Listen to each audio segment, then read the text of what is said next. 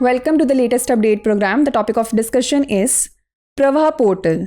Recently, the Reserve Bank of India launched a major initiative, the Pravaha Portal, to enhance public access to the central bank and facilitate regulatory approvals and transactions. The Pravaha, that is Platform for Regulatory Application, Validation and Authorization Portal, is a secure and centralized web-based platform for individuals and entities to apply online for various regulatory approvals from the RBI. The portal streamlines the process of seeking authorizations, licenses, or regulatory approvals by providing a single point of contact for applicants. It is expected to improve the efficiency of the RBI's regulatory approval and clearance processes. On the portal, an entity can track or monitor the status as well as RBI can send a decision related to a specified application in a time-bound manner. Two other major initiatives launched by RBI are the Retail Direct mobile app and a fintech repository. The Retail Direct mobile app offers retail investors easy access to the Retail Direct platform and facilitates transactions in government securities. The app enables retail investors to open Retail Direct Gilt accounts with the RBI,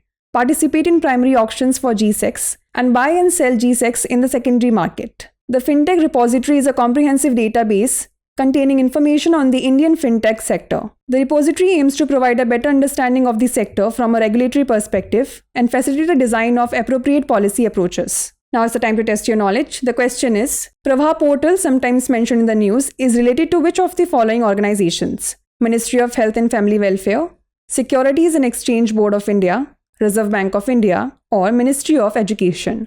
Send the answer to this question in the comment section. Thanks for watching.